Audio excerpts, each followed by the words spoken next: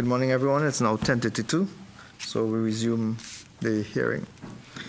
This is an examination of the reports of the Auditor General on the financial statements of the National Agricultural Marketing and Development Corporation, Namdevco, for the financial year 2014 to 2021, and follow-up on the implementation of the recommendations made in the 23rd report of the Public Accounts Committee, 11th Parliament, on an examination of the report of the Auditor General on the financial statements of Namdevco for financial year 2008 to 2011. Good morning and welcome to the officials from the Ministry of Agriculture, Land and Fisheries, the National Agricultural Marketing and Development Corporation, and the Auditor General's Department.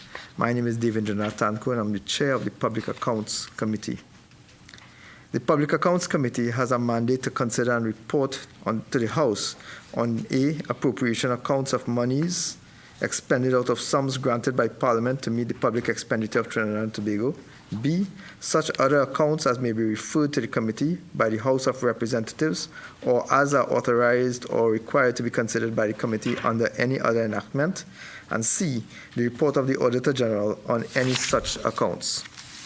The purpose of today's meeting is for the Public Accounts Committee to conduct an examination of the reports of the Auditor General on the financial statements of the National Agricultural Marketing and Development Corporation for the financial years 2014 to 2021, and to follow up on the implementation of the recommendations made in the 23rd report, 11th Parliament, on an examination of the reports of the Auditor General on the financial statements of Namdevco for the financial year 2008 to 2011. To assess whether Namdevco's expenditure conforms to the authority which governs it, to assist Namdevco in achieving the efficient execution of its mandate while ensuring that expenditure is embarked upon in accordance with parliamentary approval, to observe and assess the extent of the implementation of the recommendations made in the 23rd report of the Public Accounts Committee of the 11th Parliament, and to determine the challenges being faced by Namdevco in implementing the committee's recommendations and possible solutions to these challenges. Based on the issues identified, the following representatives were invited to today's public hearing. The Ministry of Public Utilities. Nope, I'm sorry, there's a typo here.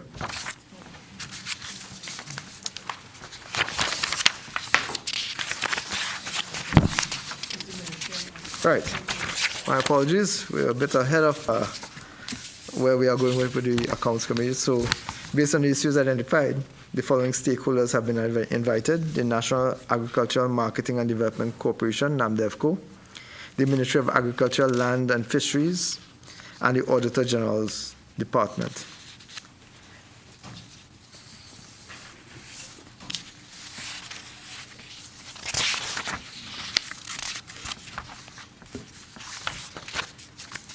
Colleagues are reminded that this meeting is being broadcast live on the Parliament's Channel 11 on Radio 105.5 FM and the Parliament's YouTube channel, ParlView. Viewers and listeners are invited to send your comments related to today's inquiry via email, parl101@ttparliament.org, via Facebook /ttparliament, or X, which is formerly Twitter, @ttparliament. Allow me now to introduce other members of our committee, the Public Accounts Committee, beginning with my colleague on my left. Paula Gopis, good morning. Paula Gopis, member. Good morning. Welcome. Roger Monroe, member. Good morning, everyone. I'm Ayana Webster-Roy, member. Thank you very much, members. I would now ask officials from the Ministry of Agriculture, Land and Fisheries to identify your delegation, please. Good morning, Chair and members. I am Farouk Hussain, Permanent Secretary at the Ministry of Agriculture, Land and Fisheries. Good morning. Chris Ramkisoon, Planning Officer, 3 Agricultural Planning Division, Ministry of Agriculture. Good morning. Candice Vikira, Acting Senior Project Analyst, Agricultural Planning Division, Ministry of Agriculture, Land and Fisheries. Thank you very much. I note that we have a fairly large complement from the National Agricultural Marketing and Development Corporation, so I would ask the representatives from that entity to introduce yourselves and your colleagues, please. morning, Chairman. Good morning. Members of the committee. My name is Wayne Finnis.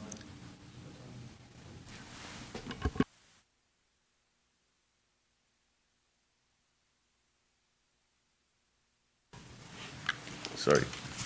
Start again. Morning, Chairman. Morning, members of the committee.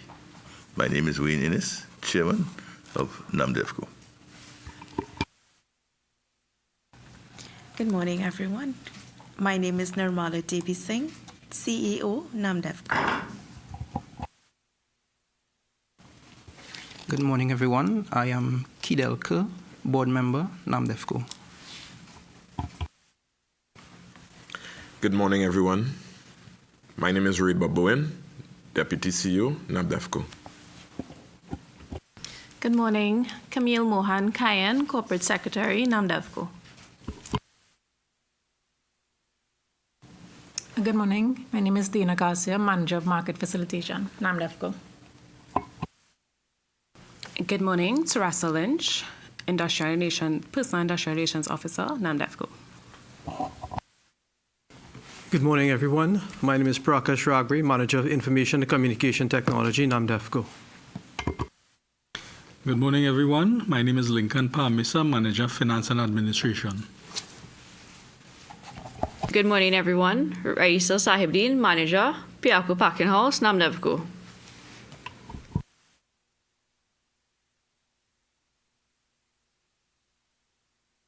Apologies. I understand that Ms. Holder is on her way and should join us soon. That will be Ms. Lisa Holder, who is the Manager of Internal Audit, acting. Can I ask representatives from the Auditor General's Department to introduce yourselves, please? Good morning. Riola Balroop, Acting Assistant Auditor General. Good morning. Simone Wajadali, Audit Director, Acting. Good morning. Florence Dialsing Jairam, Audit Director, Acting. Thank you very much to all, and welcome again to the Public Accounts Committee. I would like to reverse the order now and invite the Auditor General, the Auditor General's Department, to make a brief opening statement.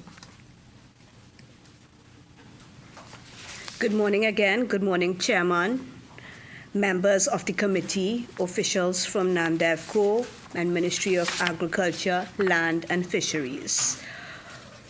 Under the National Agricultural Marketing and Development Corporation Act 1991, Section 24(3), we have the authority to audit the accounts of Namdevco, and it says the accounts of the corporation shall be audited by the Auditor General or by such person publicly carrying on the profession of accountant as the Auditor General may appoint. In the past, we have always enjoyed a productive and positive working relationship with Namdevco, and we look forward to maintaining this relationship in the future. Thank you. Thank you very much. I would like to introduce, before we go further, another member of the Public Accounts Committee who is joining us, and I'll ask her to introduce herself. Good morning.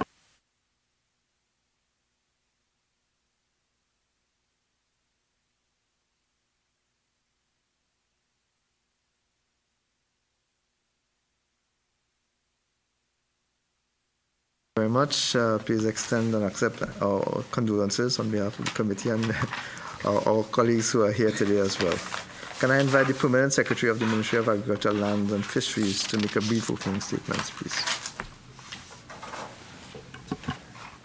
Thank you, Chair and members of the committee, for the opportunity to address you this morning in the inquiry into the audited financial statements of the National Agricultural Marketing and Development Corporation, Namdevco. Namdevco is one of the statutory entities under the purview of the Ministry of Agriculture, Land and Fisheries, and it was created by an Act of Parliament number 16 of 1991 with a mandate to create, facilitate, and maintain an environment conducive to the efficient marketing of agricultural produce and food products through the provision of marketing services and the stimulation of business investment in the agro-industrial sector of Trinidad and Tobago. Namdevco is the only state-run institution in Trinidad and Tobago that is dedicated to the provision of marketing and marketing support geared towards the development of the agricultural sector in Trinidad and Tobago. In this context, the ministry is cognizant of the critical role that the corporation plays regarding the development of the sector. The ministry is pleased to be here today to assist the committee in providing any further clarification on matters relating to the audited financial statements. I thank you. Thank you very much, Permanent Secretary. Can I ask a representative from the Namdevco to make a brief opening statement, please? Thank you, Chairman. Well, most of what the functions of Namdevco have been already said by the Permanent Secretary.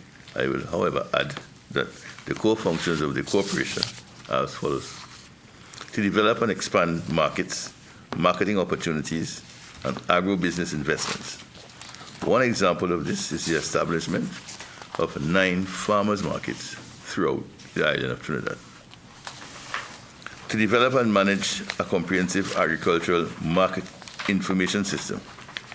The NAMIS system was introduced in 2007 to capture commodity price and volume information and is now in the process of being updated to present historical trends for use by stakeholders. To develop and expand production and investment in value-added and primary food products. In furtherance of this, Namdevco has developed a range of fresh cut fruit and vegetable technology packages, inclusive of caldo packs, soup packs, pineapple chunks, and fruit bowls. These have been introduced in all our retail markets and are certified in accordance with good agricultural practices and guided by HACCP, HACCP being an acronym for Hazard Analysis Critical Control Point, an international food safety management system. Namdevco has developed a range of flour using alternative local commodities, inclusive of cassava, sweet potato, dasheen, pumpkin, and dasheen leaves, and eddos. Product development support is provided at the packing house facilities, which we also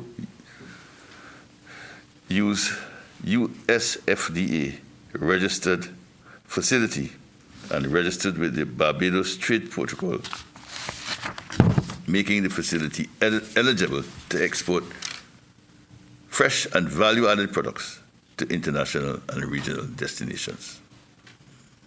To develop and maintain market infrastructure and systems to facilitate agricultural and food marketing in accordance with global standards.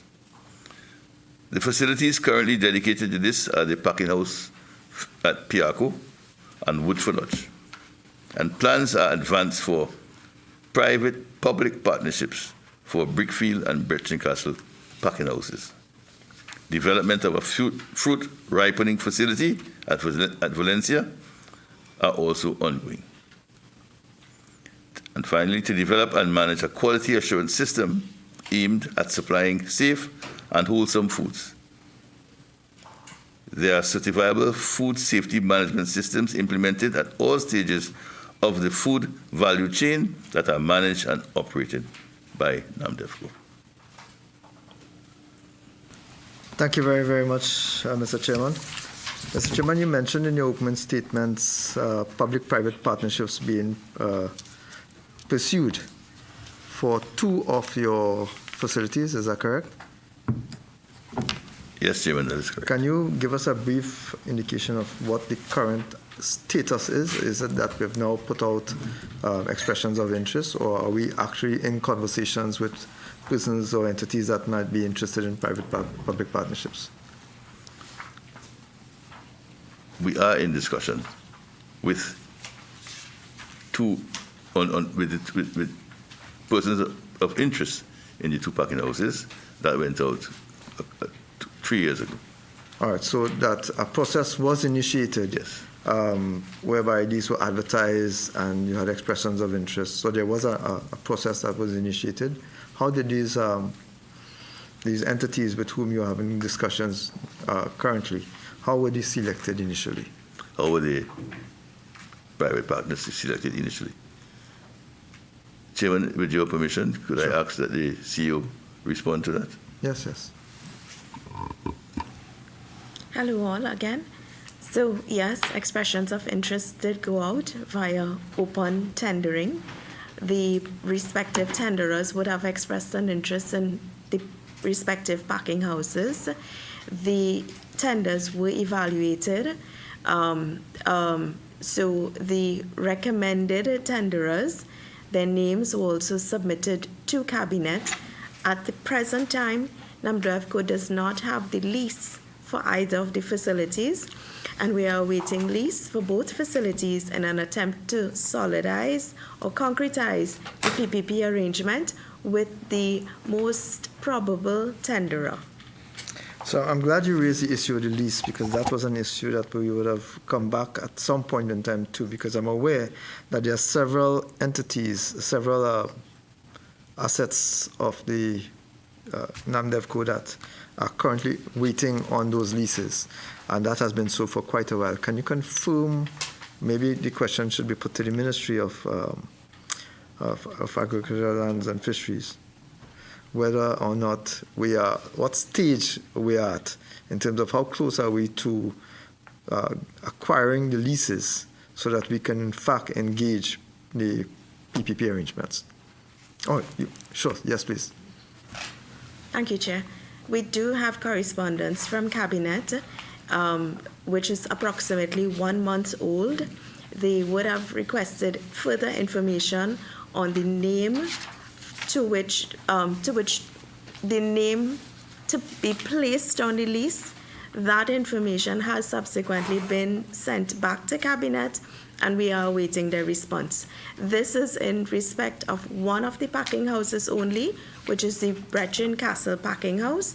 We await further correspondence from Cabinet for the Brickfield packing house.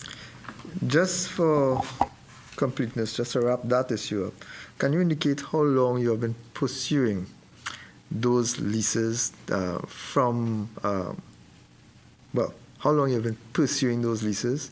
And the question, I want to put it in context because I want to ask a supplemental question as to whether or not the failure to be able to access, to get the leases, I know that this has affected your ability to sign off on the public-private partnerships, but whether that would have had some impact on improving or not improving your ability to supply products. So whether or not, the question is, how long have you been pursuing the lease? I have a fair idea based on the written responses, but I wanted to hear from you. How long have you been pursuing the lease, and whether that pursuit, the inability at this point, as at today, to have secured these leases, whether that has affected the operations of Namdevco? It is approximately 3 years. However, it has not affected the operations of Namdevco, primarily because the packing house is not in operation, but the premise of the packing house utilization by the most successful proponent is that they will utilize a larger percentage of local agriculture in operating the packing house. So to date, it really has not affected Namdevco's operations. All right, so it has not affected Namdevco's operations because there's nothing there at present. Right. So the hope is that once a lease is acquired, that you will have aggressive activity, including a substantially larger local content, correct? Yes, it means that the farmers on our monitoring program will now have an additional avenue to market their products, we will see an upsurge in the of local value-added products coming out of that facility, and of course employment generation in specialty key areas, especially as it relates to food science and the preservation of food and nutrition security. We're going to see an increase in these areas once those packing houses are in operation. Any feedback at all with regards to the second packing house and the possibility of a lease for the second packing house? Unfortunately, no feedback to date. And that would have been for the same 3-year period, you would have been pursuing both leases? Correct. Thank you. Just a couple more questions before I turn you over to my colleagues. Question to Namdevco. Can you advise, I know in your written submissions to us, to the committee, you indicated that the financial statements for the financial year 2022 would have been submitted to the Auditor General's Department by December 15th. You give a specific date in your written response. Has that taken place? Have you all submitted your requirements? Chairman, I confirm it was submitted on the date indicated. And may I also ask then, given that the same legislation governs, that's the Exchequer and Audit Act, governs the submissions from almost every state enterprise, well, not almost, but every state enterprise, whether or not the 2023 financial statements have also been submitted to the Auditor General's Department? With your permission, may I pass the question to our Manager of Finance and Admin? Sure. To give a more accurate answer. Thank you. Good morning, all. Those financial statements are in the process of being finalized, and once that is done, will be submitted by the end of the month. So I just want to confirm that by end of May, that financial statements for Namdevco would have been submitted to the Auditor General's Department, correct? That is correct, Chair. Thank you very, very much.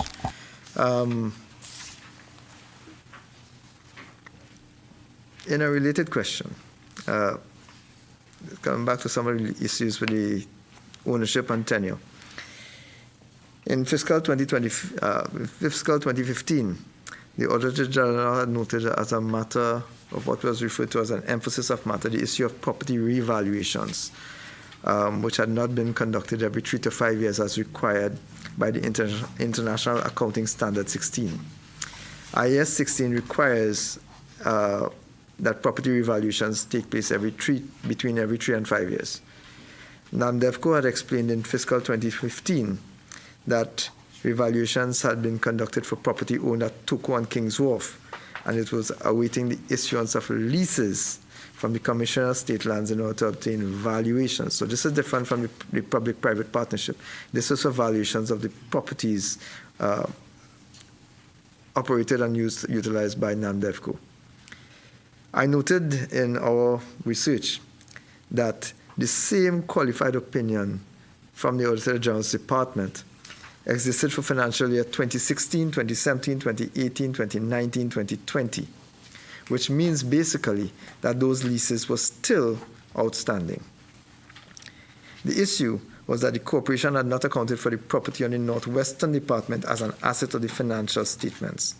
This was also noted in the 2021 fiscal year report, the audit, as an emphasis of matter. So this matter has been up in the air for quite a while, for a substantial period of time. In your explanation to us, you indicated that a legal notice was issued identifying the Northern Wholesale Market property as managed by Namdevco, but no lease or title had yet been provided. So this question may best be put to the Ministry. Mr. Permanent Secretary, can you advise whether any assistance can be provided to Namdevco or has been provided to Namdevco on these particular matters of issuance of leases, since these are critical for the organization to meet the International Accounting Standard 16? So can you advise whether or not those leases, what assistance you could provide to Namdevco or from the ministry itself to expedite the award of leases that are currently outstanding? Outside of the public-private partnership, this is with specific reference to the areas under which Namdevco operates, the premises that they operate from. Chair, unfortunately, I do not have that information with me at this time, but I will provide it to you in writing. Thank you very much. Can I trouble you to give you a bit of a deadline? Can you give me a time frame within which you think you'll be able to respond?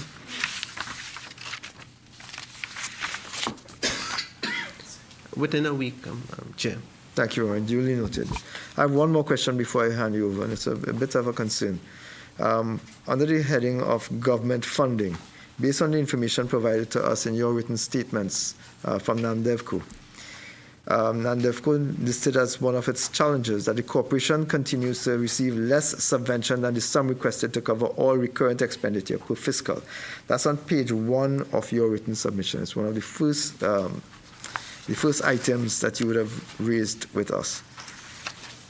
Because of this government funding constraint, the corporation has had to draw down from its cash at the bank, which decreased from $59.7 million in 2014. It decreased to about 7% of that between 2014 and 2021. So before we go into what is the situation in 22, 23, 24, I would like to ask, we have moved from $59.7 million in the bank, cash and bank, in 2014 to $4 million, from 59.7 to 4.2 million in 2021. Can you advise, Namdevco that is, can you advise what is the status of your cash at banks today, at 2013 fiscal year? 2013 fiscal year, the cash in the bank. You would have had 59.7 million in cash in bank, according to your accounts, according to what you have supplied to us. And up to 2021, it had dropped to 7% of what it was in 2014, which is 4.2 million. I'm just asking at today's date, well, not at today's date, but at the end of fiscal 2013, what would be the figure of the value? Sorry, 2023. My apologies. So 2014, we had 59.7. 2021, we had 4.2. What would be 2023? Thank you very much. What would be your cash, the value of your cash in bank at 2023 fiscal end? Chair, with your permission, I'd like to pass it to Mr. Bamisa, our Finance Manager, for an accurate answer. Good morning again. Chair, the figure as of the end of March this year, it was $8 million. 8 million? Yes.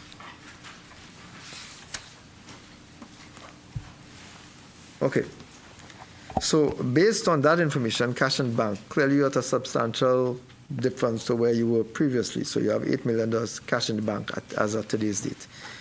Given that you also indicated to us that only 10 to 15% of the income of Namdevco is self-generated, the remainder is dependent on government's subventions, which is why I think you would have accessed your cash and bank to make the difference. You indicated that within recent times, this is page 12 of your submission, within recent times, risk has increased. I just need a little clarification as to what you would have meant when you would have referred to risk would have increased.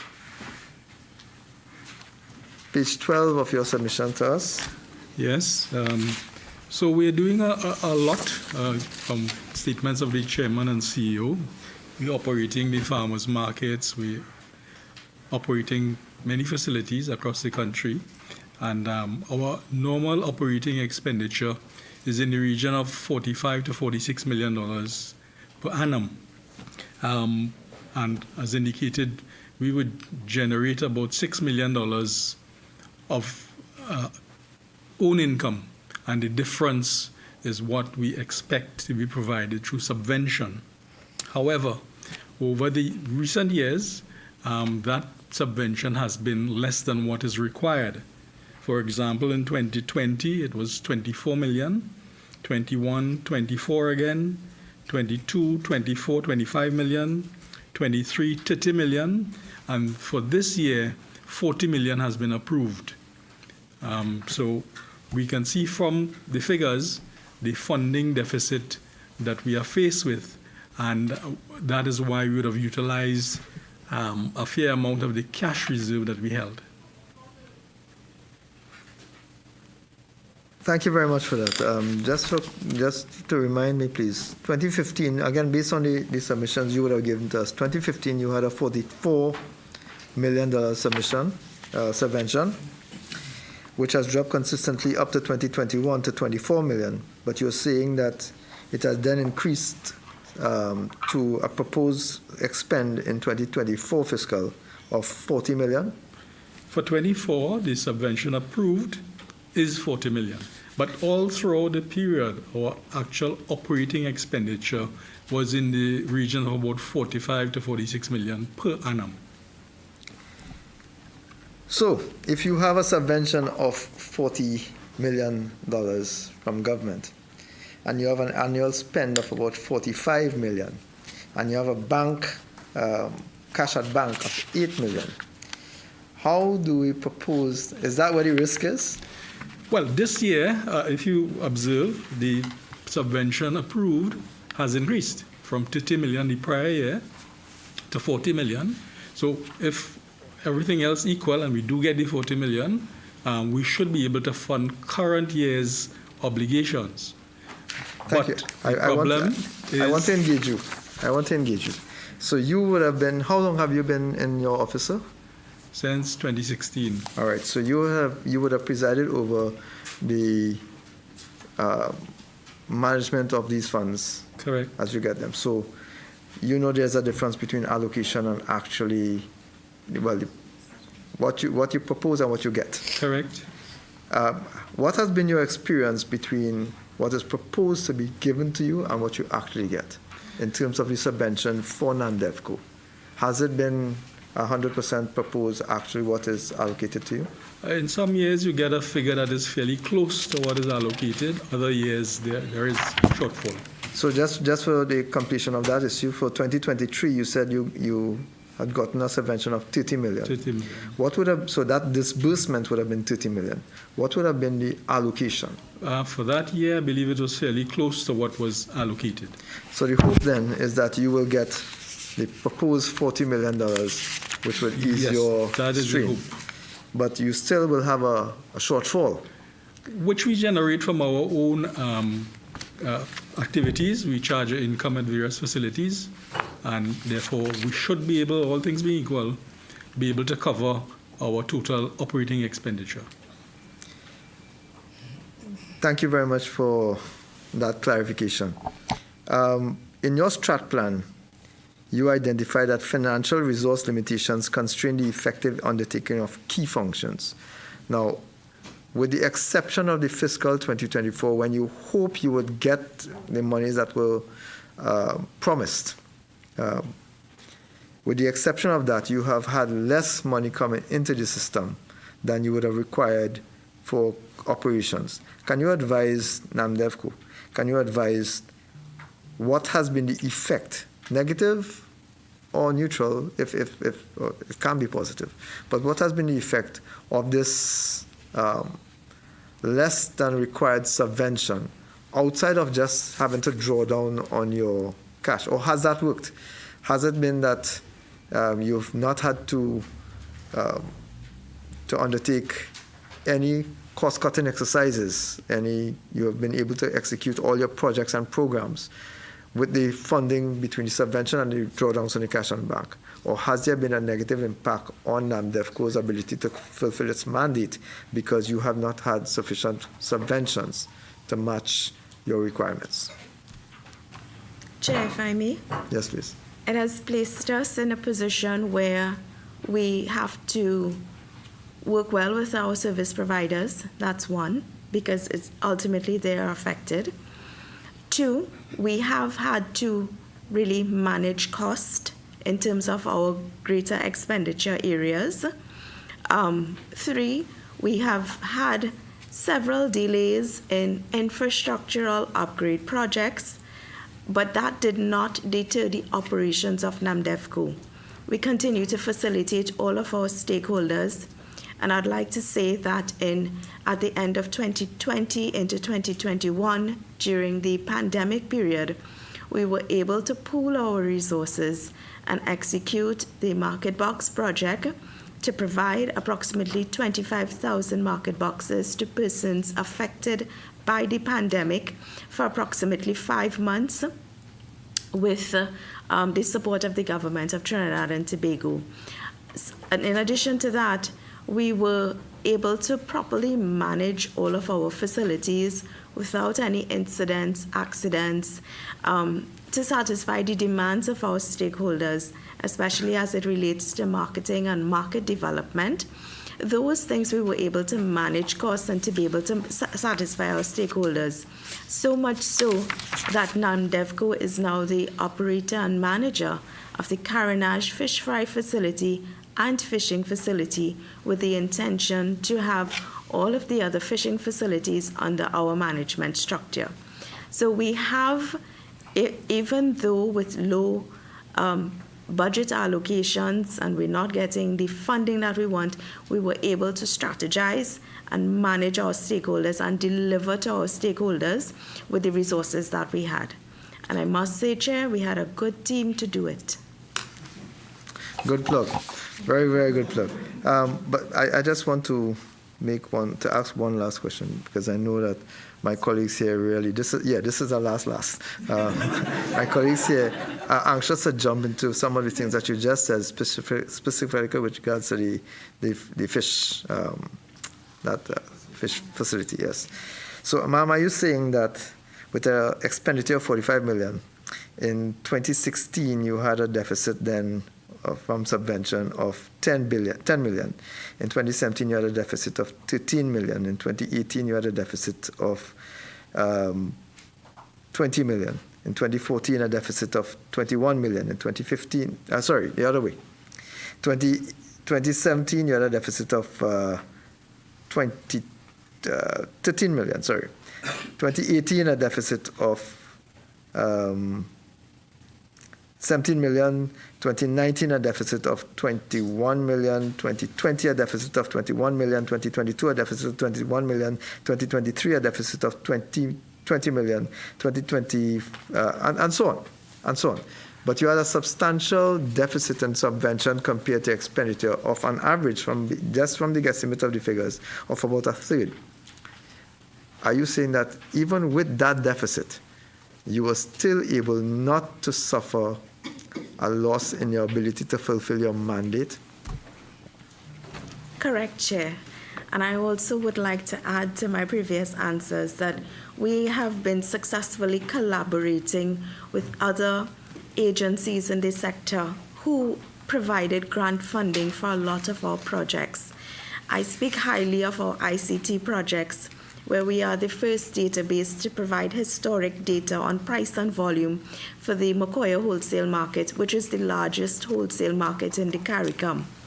I also speak to our NAMIS 2.0 version that is being upgraded.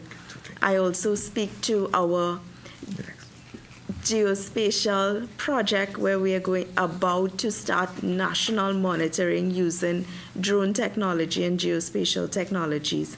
So we are also doing real-time data from the fields, so that persons who are interested in markets and making market arrangements, they can get real-time data out of the field. We are doing so through our ICTs technologies. This we have done successfully by collaborating with other agencies in the region, through grant funding as well. So in that aspect, we are lifting the paradigm of agriculture. We're building more ICTs into it, making it easier, economically friendly for our stakeholders. Our GAP certification program, we are at the cusp of implementing the certification program, where we can certify farmers as providing safe food from the field, because food safety starts from the field. It doesn't begin in the processing area. So these are some of the programs that we are implementing through partner agencies, through support, through collaborations, through partnerships, and we're getting our work done. What's important, we have an excellent team to do it. I get the impression that you think that you have an excellent team working. Not sure why I got that impression. But to keep my promise, I want to turn over to my colleague who would ask some very pertinent questions, because we had this conversation a little bit earlier on some of the issues that you have raised. Colleague? Thank you very much, Chairman. Good morning, all, and welcome again. So, my questions is directed to Namdevco, and I think, CEO, I will jump just behind your comments and ask. My first question would be in respect to your early admission there of the handling of the affairs of the Carnage fishing facility and the fish fry successfully done by your great team. I would like to know on behalf of other fishing facilities, especially those in the northeastern part of Trinidad, ranging from communities starting from Matlat all the way to Matura. We have many fishing facilities here, and I would like to know, now that you all have completed the process and successfully did your work there, how soon we would see the rollout throughout Trinidad and maybe Tobago, but throughout Trinidad, but especially in the northeastern part, and what good news could be extended here today by the great team? So let's start with the good news first. To the fisher folk in all of the communities, the Ministry of Agriculture has a grant program that's valued of up to $100,000 that all fisher folk have access to immediately, even in the absence of facilities being up to seafood HACCP certification status. So they can access that, and that is one of the messages we have been spreading to the fishing communities. Secondly, Namdevco would have received cabinet approval to manage and operate the Carnage fish fry and fishing facility. We await cabinet approval for the other facilities, but we're not just waiting on cabinet approval. We have started in the background doing our own risk assessments and our assessments of what is needed to bring those facilities up to optimal status. We are taking copious notes, we're meeting with our stakeholders, and so once we get the go-ahead officially, we will be rolling out the plans to upgrade those facilities to ensure that the marketing and the market potentials of our fisher folk are met. But more importantly, data. Data collection is a big part of what we do. And so we intend to collect a lot of data out of all of those fishing facilities, which Trinidad and Tobago has not seen historically. So on those two accounts, those are some of the plans that we have in addition to the infrastructural upgrade and meeting HACCP seafood status for all of the products out of those fish facilities. Data collection is big on our agenda. Just a follow-up question. Do you have a proposed timeline or accomplishment timeline by the great team at Namdevco and an expectation for return approval from the cabinet, and how soon we should expect a favorable response to have these rollout taking place? I will have to await cabinet, but as I said, we've started the background work. It is not deterring us. The only thing is deterring us is our rights to be in those facilities and to actually do the infrastructural upgrades and to initiate that. So that is what is, I don't have a timeline as to when cabinet will approve it, unfortunately. But I trust that our permanent secretary is going to take back the information so that there will be some push in that direction in favor of Namdevco. Any plans for Tobago in the scopes of Namdevco, anything? I'll be quite honest with you all, Tobago is far ahead of us. For the fish sector, they have excellent facilities. Through our director, who's a Tobago representative, we had the esteemed opportunity to visit every single fishing facility in Tobago. They're well equipped, they service their fisher folk well, it's free of charge, they don't charge the fishermen to use that facility, and fish is a big part of the business of Tobago. So they're well ahead of us, we have learned from them, but when we upgrade our facilities, we are sure that the learning opportunities will be mutual at that time. Thank you. If I may just jump off on that same question with regards to the fishing facilities and landing sites. In your submission to us, to the committee, you had indicated, that's Namdevco had indicated, that since January 2023, you had gotten approval to operationalize the fish dry facility and the fishing facility in Carinage, and you had indicated that the Ministry of Agriculture, Land and Fisheries had provided the intention on that. I'm quoting the submissions. The intention is to have all fishing facilities and landing sites managed by the corporation. Now, that is in sync with what you're suggesting. You have also indicated that you are awaiting the leases to authorize you to actually initiate on-site activities, but that you are doing risk assessments, etc. So therefore, a question is to the ministry officials. Can you advise what you have done to expedite the movement from January 1 to date to ensure that Namdevco has the facilities, the leases required to them? Because leases seems to be a bugbear in the system right now to facilitate Namdevco's ability to fulfill its mandate. So can you advise what has been done from January 1, 2023, from end of January 2023 to current, to expedite the award of leases to Namdevco to facilitate their agenda?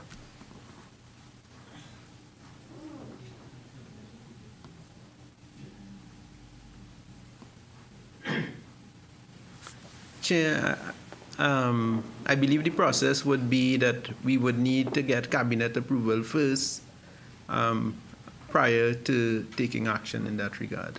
So can you confirm, the decision of cabinet. So can you confirm that the ministry has applied to the cabinet seeking these licenses, and if so, at what time frame was that approval requested? I'm trying to gauge. So I understand that there's a process, and the process requires that cabinet authorize the award of the leases.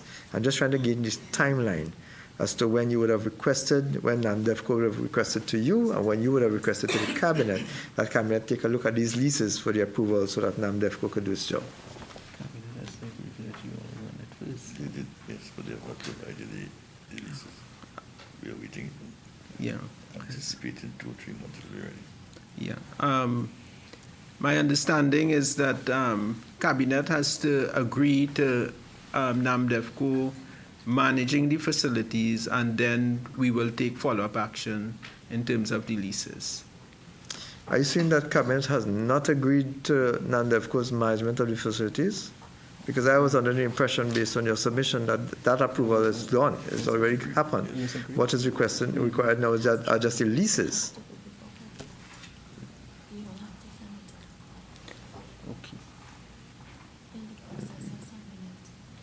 Okay. So my understanding is that we are in the process of doing exactly that in terms of submitting it for cabinet's consideration. However, Chair, I will get further details and provide it for the committee. Well done. Thank you. Back to my colleague. Thank you, Chair. Question again to Namdevco. In your SWOT analysis of its strategic plan, Namdevco include the following as strengths: communication infrastructure to support information dissemination. The corporation also include the following amongst its KPI, key performance indicators: increase utilization of real-time validated information, provide real-time data on local and international commodity pricings. Namdevco also runs the AgriPrice mobile app, and it is also meant to provide real-time information on crop prices in Trinidad and Tobago. In 2019, based on submissions and information before us, we saw 1,000+ persons would have downloaded the app. At that time, we only saw the number of reviews were like 8, giving an average rating of 3.2 out of 5. In 2024, we saw 10,000+ persons downloading the app with a review of 86 and a rating of 3.3. That's a 0.1 increase there, again out of 5. In your report, you noted the success of the AgriPrice app was compromised by the lack of reliability. We also have some information here from users of the app who would have given some reviews, such as developer needs to make app more reliable. That was on the 3rd of the first month, 2023. We went on to see some more comments and reviews. No prices are available. App isn't working properly. The prices aren't right. App does not display notification. And we went on, even to the point where it says by one person, seems like a typical government service institution hardly ever function and how it's supposed to function. My question is, given the numerous reviews expressed by users' frustration with the app, how responsive has Namdevco and the app developer truly been to users' concern? And also, is Namdevco satisfied with the performance and the quality of the app at present? Chair, through you, I'd like to direct this question to Mr. Ragbil for the technical details and also to provide the upgrade to that app and the alternative data portals that were developed. Thank you, CEO, members of the committee, members, Chairman. Yes, I'm aware of the comments with respect to the AgriPrice app. There's a point to note here that the AgriPrice app was a collaborative project with the University of the West Indies through a grant funding again for the development. The developer of the app is really the students of the University of the West Indies at that particular point in time. Over the years, we have sought to keep the app running as best as we can by engaging independent developers to try and assist with problems that exist from time to time. We are in the process now of rebuilding the entire AgriPrice app to keep in tune with the new NAMIS 4.0 that was developed. At present, we have information that are disseminated through our Facebook page together with our website, www.namistt.com, together with also www.namdevco.com under the market information tab on the website. In addition to that, information is also emailed to 250 recipients ranging from the supermarkets, agro-processors, exporters, farmers that utilize those pricing information on a daily basis. The information collected at the wholesale markets are collected on a daily basis from 2 a.m. in the morning, and by 8 a.m., 8:30, the information disseminated to all the stakeholders. Yes, the AgriPrice app was downloaded 10,000 times, and that is because in one instance there was a huge push and advertisement in the newspaper regarding the AgriPrice app and the availability of the app. And based on that advertisement, we had a huge rush of individuals who were looking to see what the app can do at that particular point in time, hence the reason for the 10,000. We still have users who use the AgriPrice app, notwithstanding the comments from those who say that it's not available. Yes, it's not available from time to time because of a number of other technical issues. The app is fairly old. At this point in time, the app has been removed from the Google Play Store because of how old the code is in the app. So we are in the process now of looking to build a new platform that disseminates via whether Android or Apple iOS platform as well. Thank you. Thank you for that response. Any possible timeline and time frame as to the development of this new app? In terms of timeline, not at this particular point in time. This particular app will require some funding in order to rebuild the app under Namdevco's purview. It may necessarily mean that I may have to go out again to look at international agencies to get grant funding to assist with building this app at this particular point in time. So in terms of a time frame, it will be difficult for me to say. But if we have to develop an app, it takes normally roughly around 3 months for us to have an app into production. In terms of, or from your view, or Namdevco on the whole, how important is this app to Namdevco and also to the users of this app? How important it is to you all?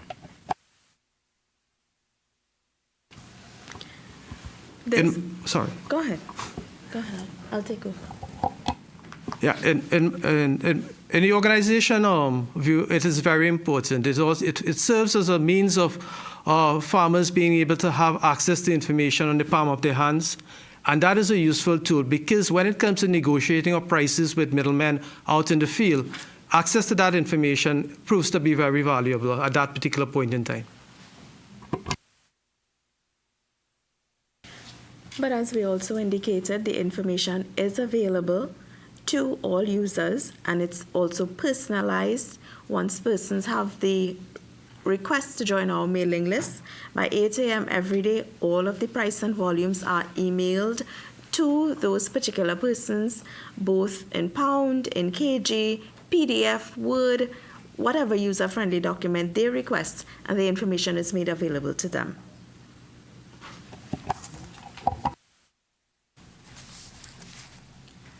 Ms. Debbie Singh, I see CEO there, Chief Executive Officer, but is it a mistake? Are you PRO? First of all, I would like to really congratulate you on the $100,000 grant for the fishing facilities. I said to you earlier that I was delayed because I was at the funeral of Aloy Liha. He was not only a teacher, but as I heard in his eulogy just now, and I know for a fact because of our relationship, he used to run a fishing boat in Mayaro, you know. He had a fishing industry of his own. At the end, it crashed because this grant was not available. So that I hope that other people will be able to carry on with their sideline fishing and even mainstream fishermen with this grant. Now, coming back to PRO, when I looked at your list of KPIs, I found it was too easy. Position Namdevco as a workplace of choice, provide a learning work environment for employees, enabling challenging opportunities for employee contribution, optimize talent and talent management, provide a rewards and recognition scheme. And the chairman did warn me that when I say what I'm about to say, that I date myself. But about 45 years ago, I had my first job as a law student in Central Marketing Agency. And I can tell you, it was a wonderful place to work.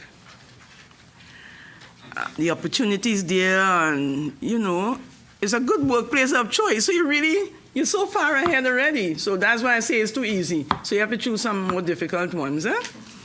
On the last day, they even had a farewell function for me, and I did a poem, and every verse was my description of members of staff. From the manager come down, they want to know how come I know so much about them. Just by observing them, you know, they were very kind to me, and I thoroughly enjoyed it. So I think choose something harder because you have achieved some of those things already. Now, in your internal audit on cash account, you noted certain risks: theft or misappropriation of cash, loss of revenue due to delayed or non-collection, and misappropriations if arrears are uncollected in the established time period, internal theft due to delayed deposits, delayed collection leading to revenue loss and fund misappropriation, and flawed financial records due to uncollected revenue. My question: have all recommended actions been taken to address these risks? Yes, they have all been taken. I would like to also add that through our ICT department, we are looking into and we have implemented several cashless solutions, management solutions at Namdevco. So first and foremost, what we implemented in 2020 at the Makoya market, we implemented a prepaid management system where stakeholders and users of the market were required to pay in advance for the use of their particular trading spot, whether it's a daily fee or a monthly fee. That has been extended to all other markets to date, and we are continuing to implement that system prior. What it does, that electronic system allows us to manage and match the collection of fees versus the actual fees that were paid at the facilities. So we're building more ICT systems in an attempt to reduce our risk and to be more translucent in all of our financial transactions, in addition to minimizing the amount of cash that staff has to handle during operations. But I must warn you though, even though you say cashless transactions, many times in such an environment, and I had an experience in Tobago not too long ago, you say cashless, but people still end up sometimes paying cash without being aware. So when you go, you're paying twice. All right? So people are, as I said yesterday, too many smart people in Trinidad and Tobago. So we have to be always vigilant and double check to make sure that people aren't paying cash when you go, you hear it's cashless. So, always double check because somebody always tries to be clever. We will. Thank you. Good morning again, and Madam Chief Executive Officer, I'm extremely proud of you this morning as Minister responsible for gender affairs. In your response, you noted that attempts will be made to strengthen the internal audit function at Namdevco. Could you apprise us of what's been happening there, please?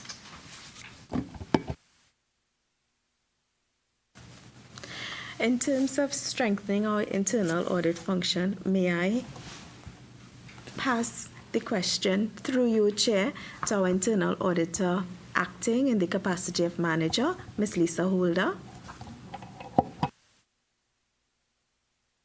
Hi, good morning, everyone. Good morning, Chair. Good morning, CEO. Thank you very much. Based on the question, the response, the internal audit department, we have established a risk-based approach in which we will be undertaking and is presently assessing, where we try to mitigate as much as possible to ensure that we are within compliance and that Namdevco is in compliance of the international as well as regional and local, but the standards of auditing. Do you think you have enough persons and staff to achieve that mandate? At presently, no, we don't. What's your complement and what's the ideal complement? Presently, the complement is the clerk and myself as the acting manager with an OJT, and the right fit for the department will be the manager, of course, an auditor one, and an assistant along with the clerk. Are there any plans to advertise to fill vacant positions? Yes, the advertisements will be going out this week for all positions that are vacant, not only in the internal department, but at Namdevco generally. Madam, go ahead. I was just told they went out. Yes. During your discussions earlier, you have mentioned the support that was given to communities during COVID, and I'm aware that Tobago benefited. I wanted to understand what was the process by which you would have selected the service providers for the produce that were placed in the boxes, and what relationship or collaboration would have existed with the then CATCO and Namdevco in terms of fulfilling that mandate for Tobagoans to receive support during COVID. And this is specific for the Tobago component of it, generally. So primarily, Namdevco monitors approximately 3,000 to 3,800 farmers in this country. Those farmers we have data on. We have data on them because we monitor them every 4 to 6 weeks, visit their fields, identify their production, identify the technology behind their production, collect data on food safety aspects that support the operation of the farm. These farmers were contacted initially to support the Market Box project. In instances where the production was depleting because farmers became ill, staffing on the farm was a challenge, generally the crop came to an end, we now looked at other farmers. On the same program, we went with recommendations of farmers. But we didn't just select produce from any farm. each farmer, even during the COVID period, would have had to undergo an assessment, primarily because food safety is first and foremost on our agenda. So they were assessed based on the safety aspects of their operations, and then they were asked to join the Market Box program at a particular quality, a particular quantity, at a particular price. Failure to meet these three criteria would have meant that the produce was not accepted for the program. Tobago saw a similar outline, our system. So the farmers in Tobago were contacted to provide the commodities. Once we received the commodities that they were capable of supplying to the program, those commodities were sent to a central packing area where they were processed. In the event of the produce that were not able to be supplied by the Tobago farmers, we put it on a boat religiously once a week in a chilled vehicle with personnel who we trusted. We took it to Tobago. We ensured that it was packed and it was handled properly and that it reached the recipients in good condition. We also have records of the quality of the produce that were reaching the recipients. At that time, we introduced a traceability assessment where we were able to identify the quality and the quantity that was delivered to each recipient on the program. Okay, thanks. I want to move to public procurement. In your submission, it was noted that the corporation establishes procurement and disposal function and adopted the handbooks and guidelines required by the procurement laws and regulations. According to the Public Procurement and Disposal of Property Regulations 2021, sole source selection may only be used under certain conditions. What I wanted to find out is that since these regulations were published in 2022, has the corporation used sole source selection for any of its procurement? And if yes, if you could provide the details, please. No, we have not used sole source for any procurement to date. We generally use selective based on the register, now with the OPR register, and or open tender. One other quick question. I know a number of entities have been having challenges in terms of persons not being on the register and it affecting their ability to conduct work. What has been your experience at Namdevco and what strategies you're trying to put in place to overcome that? We encourage persons to be registered on the OPR. We lend as much support as we can, but the OPR is law and they have to comply with the law. So our role is continue to advise them that they must meet the OPR requirements. But as a corporation, it hasn't affected you, that slow uptake of persons registering and all of that? Not right now. Not right now. Okay, no. Thank you. But if I can on that, you are speaking particularly for farmers. Yeah, well, since 2023, when the Namdevco doesn't buy from farmers, produce from farmers. It's only on the Market Box program that we acquire products directly from farmers. The challenge that we will face going forward is if we have to repeat the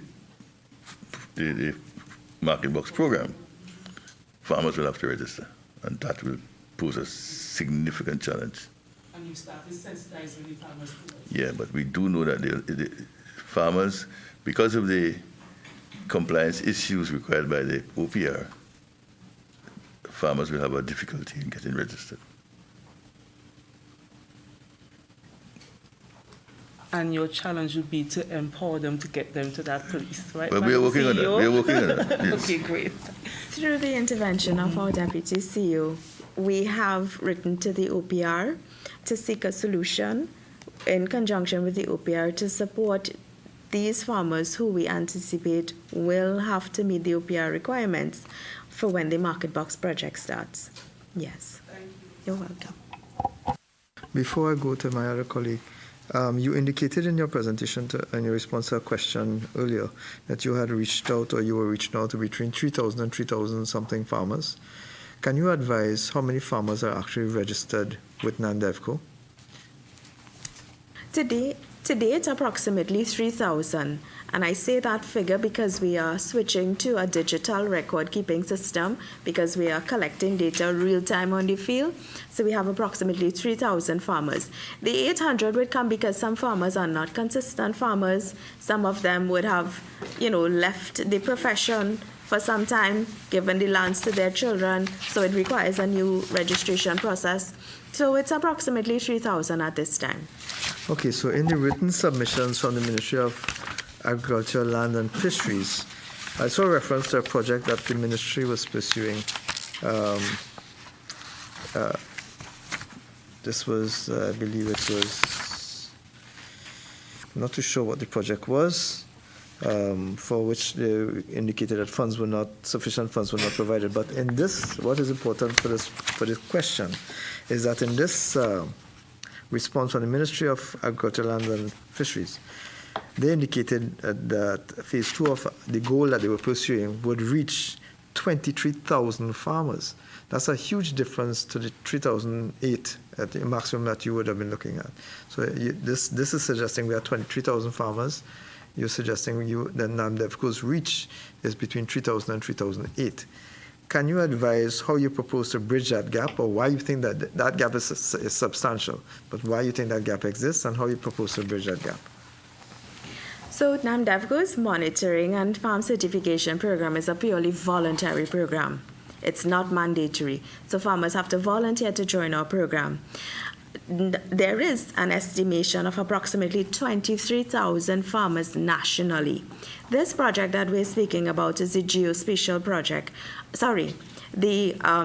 For want of a better word, I'm not the technical person, this is the drone project, where we are going to be utilizing drone technology and geospatial technology to actually identify real-time production data on the ground. Of course, we're going to have all the licenses, all of the legal requirements to be able to identify this production and the stage of production, and we're also looking at the cultivars that are being cultivated on the fields so that we, Namdevco, can provide more accurate and real-time national data in terms of production. Who is this going to help? This is going to help policymakers. It's going to help businesses. This is going to help persons on the ground whose business are agricultural trade. This is going to help agri-processors and agri-processing industries who need to plan for the future. It's going to help our supermarkets, our hotels, and also it's going to help our regional buyers, because a lot of our data also goes to regional buyers throughout the CARICOM. Thank you. Thank you very much. And I know that the mandate of Namdevco is indeed a work of progress. I want to congratulate you all on doing your part in strengthening the nation's food security and having some very successful programs in terms of the Market Box program, the number of farmers markets that there now are across the country, and of course having the availability of a wide variety of food, and including fruit and so on, at a good price. I think we can see the strides that you are making. And now you are doing a lot more in terms of satisfying the country's demand for food, and therefore through your own domestic production. And therefore, for every additional production that you do and that there is produce available for the population, there's less imports required. You talked about data collection. Are you measuring your import substitution levels? Because we talk about reducing food imports, and I'd never like to see the figure, because the figure naturally, because of the level of inflation that we've had in the post-COVID environment, it's difficult to measure to see the progress made in terms of the numbers, but in terms of the volume, I think we are importing less. But are you able to measure import substitution? Are you able to quantify in any way? Unfortunately, we are not able to quantify or measure import substitution. But about 3 years ago, we launched a program, Grow What You Eat, Eat What You Grow. And during that program, we also taught persons how to utilize local commodities to make a basic item as flour and how to utilize that flour in your daily menu applications. But we do not measure as how we would collect data at our wholesale markets and various other institutions where food is traded. We do not measure the level of import substitution.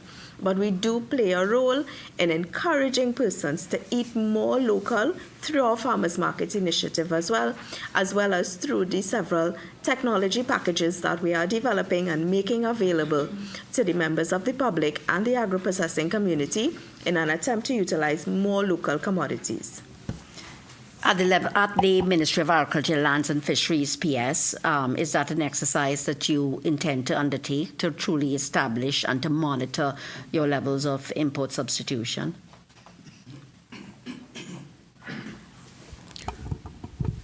Certainly, that is one of the priorities we will place. We are in the process of establishing a monitoring and evaluation unit at the ministry, and that would be a priority. But just before I conclude on this matter, I just wanted to make a clarification in terms of the agro incentive grant, which is provided by the ministry. It is not just for fisher folk, but for farmers as well, and they can apply for this, and it is open at all times. There is not a close-off date. So it is a continuous process, and from time to time, we do the evaluation and provide the grants of $100,000 to farmers and fisher folk. Thank you. I would add my voice to that. That is yet another very successful program, that 100,000 grant that is easily accessible by farmers or those intending to get involved in farming. But one of your key performance indicators naturally is broadening your revenue base, and you talked about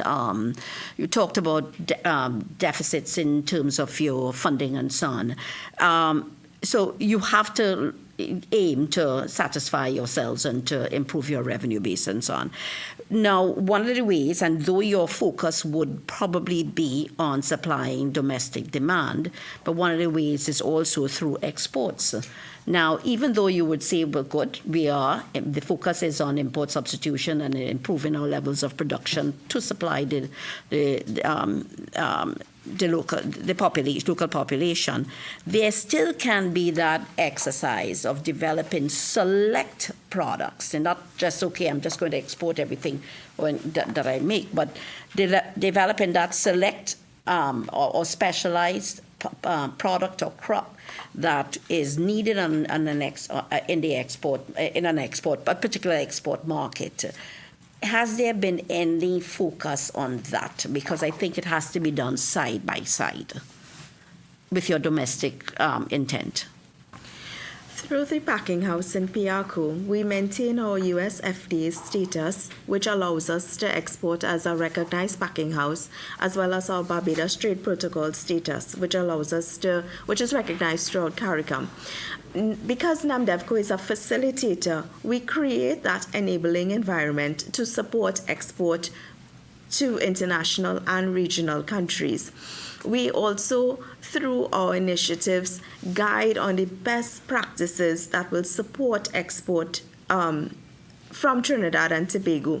We play a role in assisting the exporter to manage cost, because we know once they get into that international market, cost competitiveness is the biggest challenge that the exporter has. So the equipment, the methodology, the assistance with the best packaging, those sorts of advice, the SPS issues, we lend support so that the plant quarantine officers are allowed to come to the packing house to issue phytosanitary certificates for export. And we have been doing exports on the request of exporters from the PRCO packing house, primarily in the area of hot peppers and pimentos. As of recently, there has been interest from an exporter out of Canada to have 8,000 pounds of hot peppers and pimentos shipped to Canada on a weekly basis. And that's 8,000 pounds of each commodity. So we have been working with exporters and providing that facilitating environment for them to export, because Namdevco is not the custodian of the goods or the export buyer or seller. We do provide that enabling environment, and we also track prices, landing prices at various establishments internationally. For example, the Miami terminal market and the Canadian terminal market, where we can advise exporters of when is a good time to export. I'm going to also tie it back to our farm certification program. These farmers are also certified according to the Namdevco certification program. The certifier is the Ministry of Agriculture, and it is based on these monitoring records. We recommend produce, and we know that produce are fit for export market. So whenever exporters are looking for produce, we recommend these farmers to them. So the value chain, which ends at export, we provide a lot of facilitating services to support export into regional and international countries. Thank you very much for providing that level of understanding to us about your facilitation of those farmers who wish to export and continue to export to their various markets and so on, and particularly noting that you continue to do the level of certification that is necessary for these export farmers. I'm trusting as well that you're giving advice in terms of packaging and labeling that is necessary for particular markets. But I still come back to the point of broadening your revenue base and looking and being very strategic in your decisions. That I'm going to focus on these select items or specific crops that are necessary, that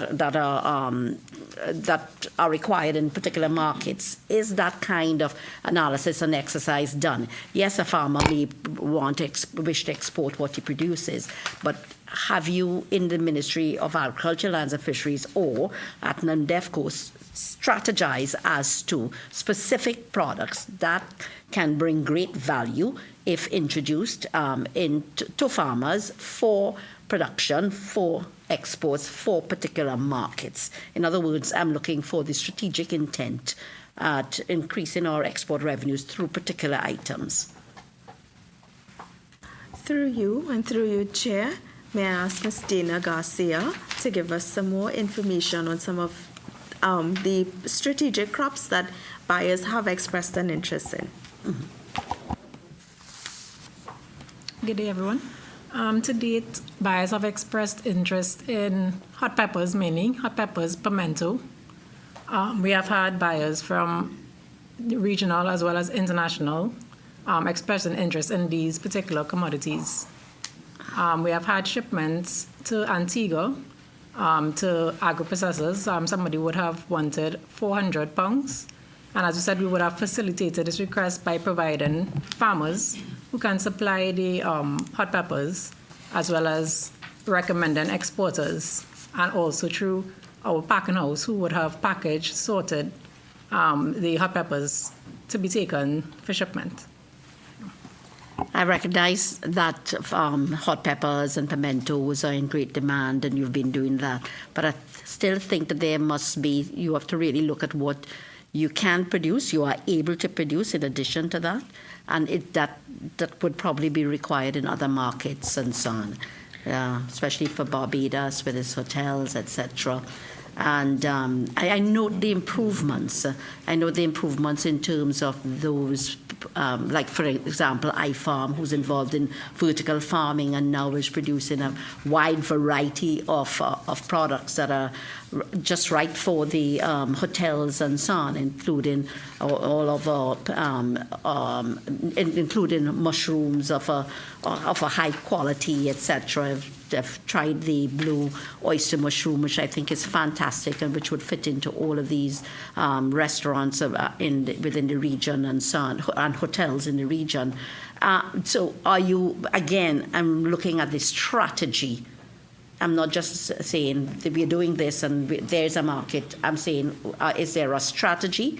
I'm looking at the complementarity, what we are able to produce and what is in fact required by, if I'm just looking at the CARICOM catchment area, by hotels within the CARICOM area.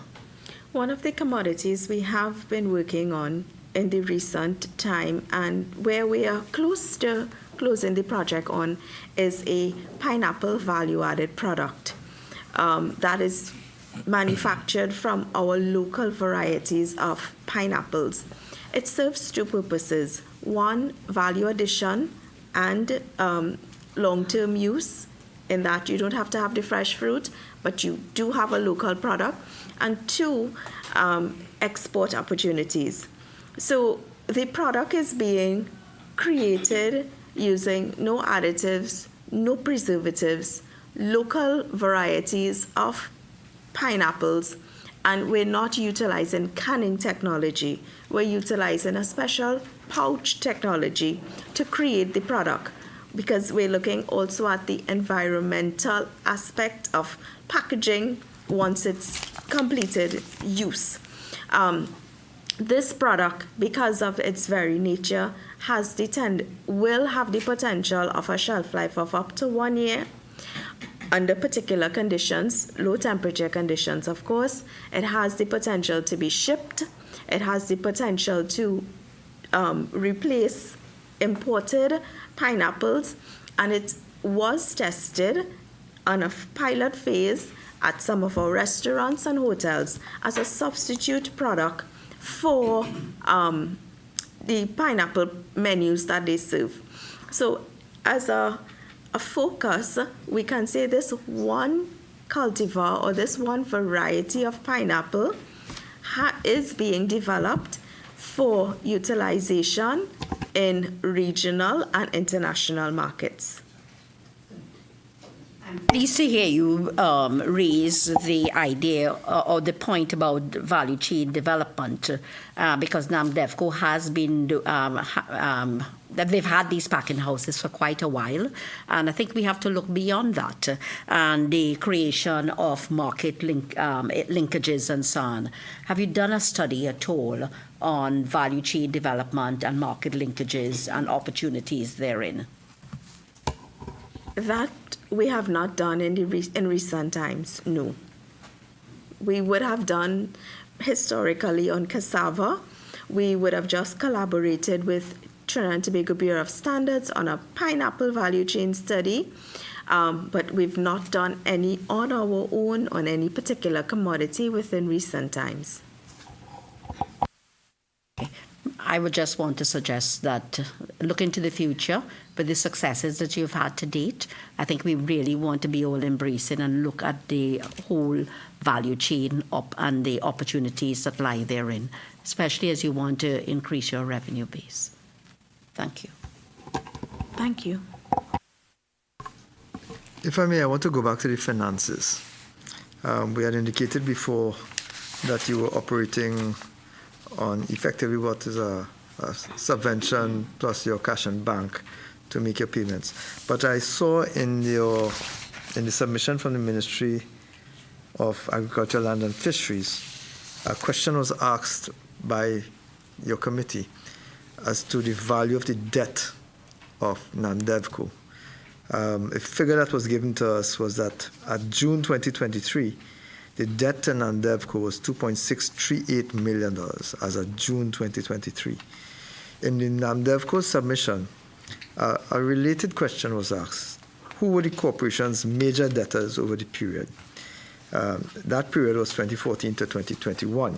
And the response then was government and many small vendors. So I want to marry these questions now with a question of my own, which will carry me down in the direction depending on your response. So can Namdevco tell us what is the current debt outstanding to your organization at your most recent figure?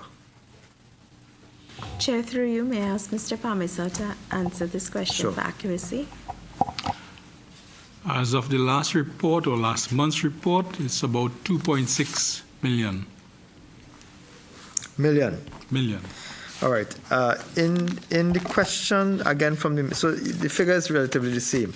So just for the clarification before I move on, is that the same debt that existed? So is this a long-term debt that has not changed, or is this a recurrent debt where we have debt being sorted out and new debt coming in? A significant portion is in fact hardcore, that it's not moving.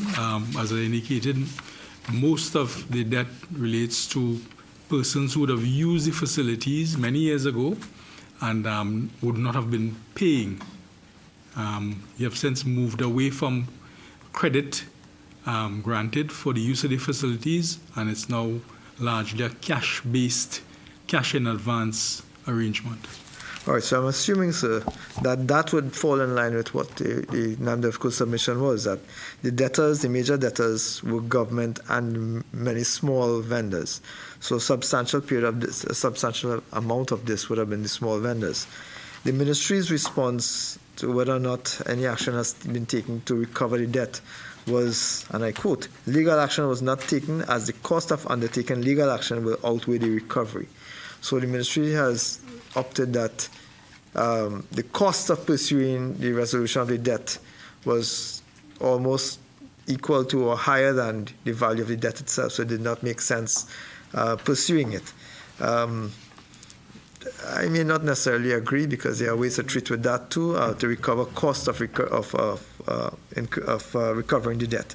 So I may not necessarily agree with that. The question I want to ask is, how would government be owing Namdevco? I mean, government and many small vendors were owing this $2.6 million that is substantially hardcore debt. I understand the many small vendors that would have used your facility, but how would there have been a government component of that debt? That comment was in respect, I believe, of the 2021 Up to balance. 2021, correct. That there was an amount that was outstanding from the government in respect of the market box program. Which Okay, so that has been sorted? Yeah, so that was sorted out, so it's not the government per se in the 2.6. Well, that's even more frightening, because that market box project would have been a substantial value to debt. So if you lifted that off after 2021, how is it that we still have a $2.6 million debt in currently? Well, a lot of them, as I indicated, small vendors who use the market. So very many of them owe $200, $300, $400, and so it goes. One part of it is a $1.5 million that is due in respect of our advertising board arrangement that we had, and that remained outstanding. It was taken to court. I believe we won the judgment, and we're in the process of enforcement or recovery.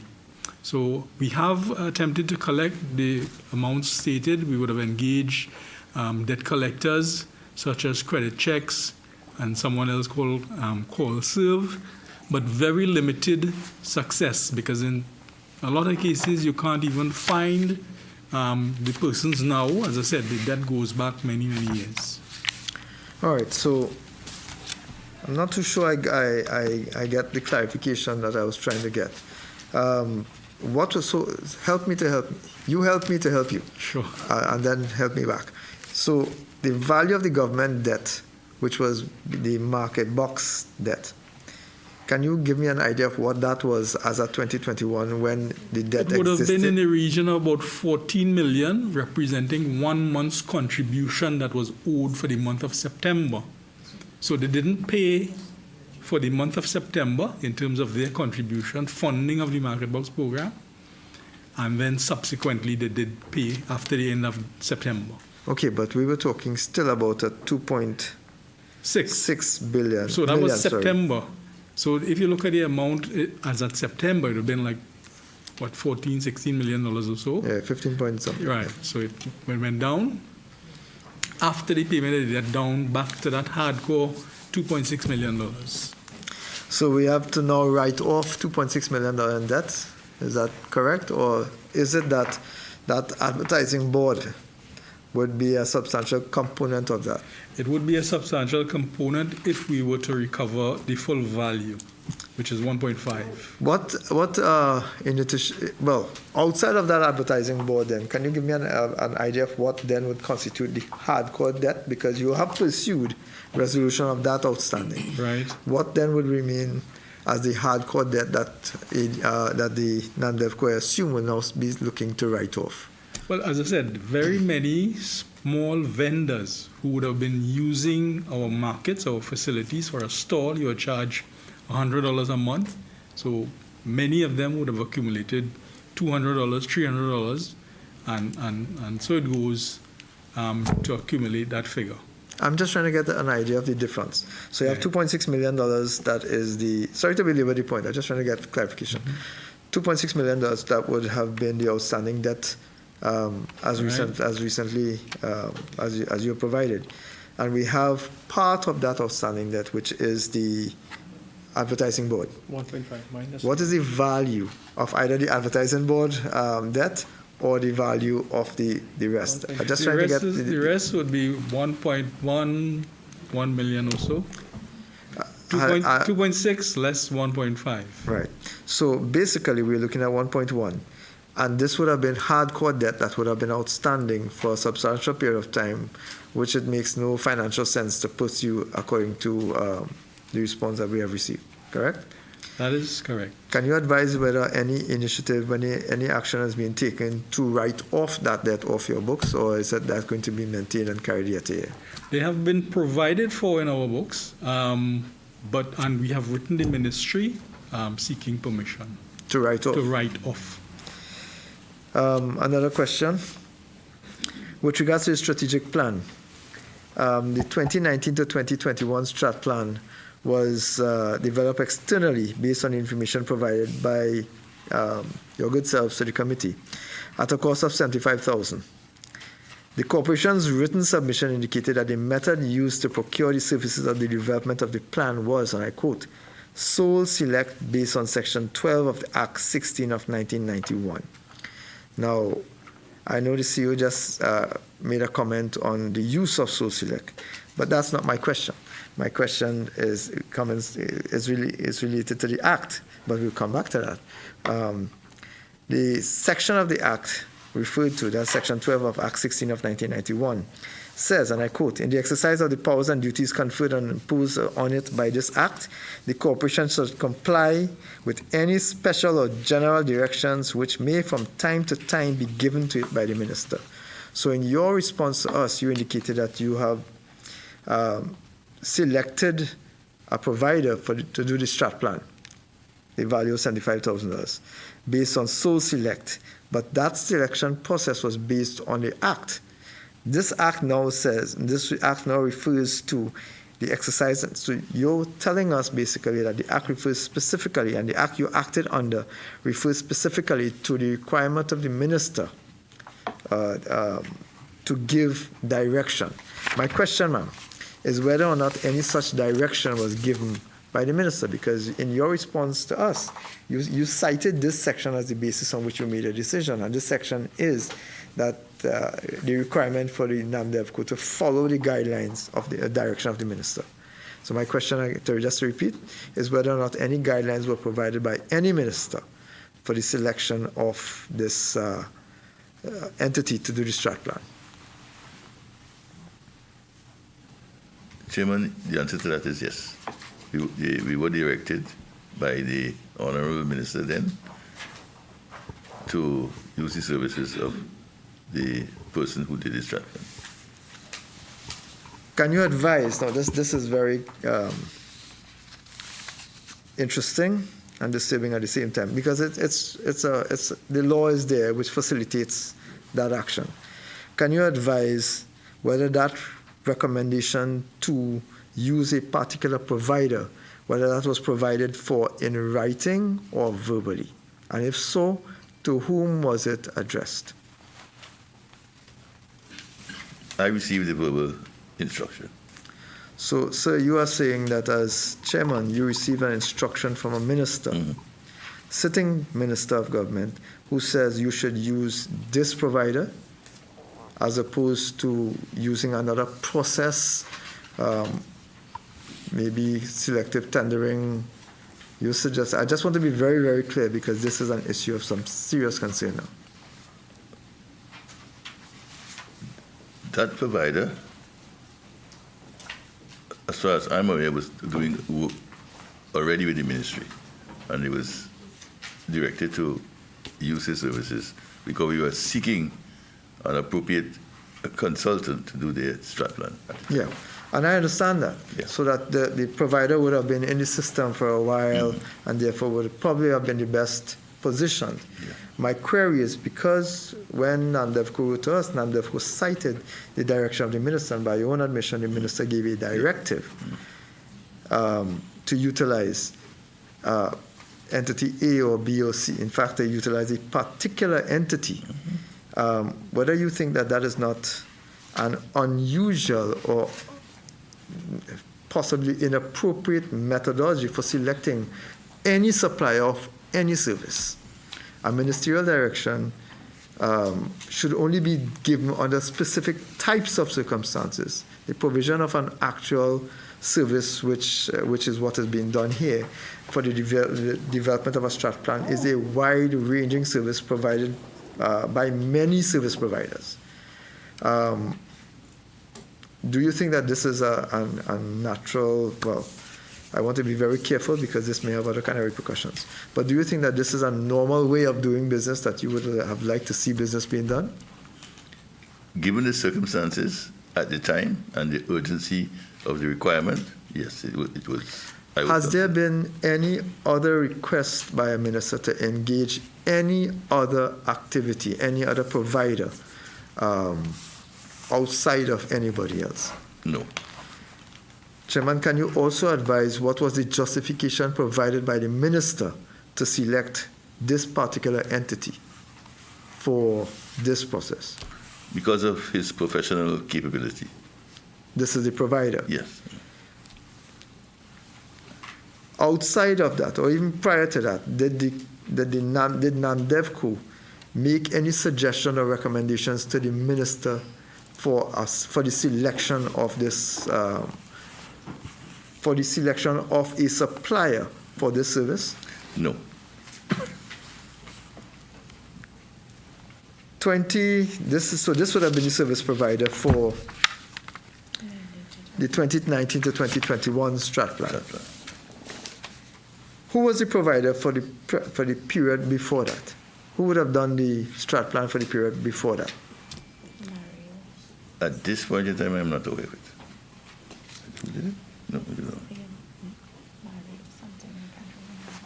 So are you aware that according to the Ministry of Finance investment decision, sole selective tendering, and I quote the investment decision, should only be used in rare and exceptional circumstances, end quote, as it is, open quote, the least transparent form of tendering, end quote. That is from the Investments Division, Procurement Practices and Public Procurement and Disposal. You understand what I'm saying? Yes. That sole selective tendering should be used only in the most extreme circumstances. And respectfully, I cannot fathom how the selection of a provider for a service for which there are many providers nationally and internationally, I cannot fathom how that could be such a critical, rare, and exceptional circumstances in keeping with the Ministry of Finance and Investment Division's mandate, used only in rare and exceptional circumstances. I cannot fathom that. I urge you to explain to me why that fits that rare and exceptional circumstance criteria. It might be a bit unfair because the direction was given to you as opposed to the minister given the direction. I understand that. My clarification would be whether, in fact, let me help you. Did you, when you received that instruction, what was your position? Did you suggest to the minister that we would like to go for tender? What was your response to that? No, well, under the Act, the minister can give that direction. So, and I assume that, yes. I'm not critiquing so the act. there was no need to engage him in any additional discussion. But even so, are you aware of the Ministry of Finance Investment decisions requirement and provision for sole selective tendering, that it must be on rare and exceptional circumstances? So even though the minister has the authority under the Act to so do, it is guided by the restriction that it must be on rare and exceptional circumstances. And the selection in this case of an entity that does strat plans, unless that, and this is for an organization that is not a unique in itself. So I don't see the technical essence that will require a specific sole selective tender of an entity. As I said before, given the circumstances, the prevailing circumstances at the time, that would have been the best decision. I take that, sir. What were the prevailing circumstances? The urgency for having it done. This is 2019 to 2021. Yeah. Mm-hmm. How would that have been urgent, sir? If we knew from the end of the strat, we knew when we had a strat plan, the last strat plan was ending 2018, obviously. We would have known that a strat plan was required to move the agency forward from 2019 to 21. How is that going to end? How are you going to end up, if your management structure is so good, how are you going to end up in a situation where it becomes urgent now to do a strat plan because of lack of foresight from 2015 to 18, which was the last strat plan? How did we get to a point of urgency where a minister must now hire this person instead of anybody else? As again I said, the prevailing circumstances required an urgent act at the time to get it done. If we had to seek a provider through advertisement, it would have delayed the plan. Sure, but you are aware that there are other options. You could, not just the open tender, there are various other options of selecting a provider, which would have been a lot more transparent than a sole select. Well, He was working for the ministry at that time. He was unaware of all the circumstances. yeah, no, that provider, as I said, was involved in similar exercises at the ministry at the time, so it was quite in order to be recommended. I am not judging the order, whether it is in order or not. I'm saying that it's highly unusual in the method in which we have approached. But I think my colleague wants to say more. Thank you very much, Chair. Chair, may I ask for the perspective of the Ministry of Agriculture or the PS intervention at this time, based on the same question you're asking?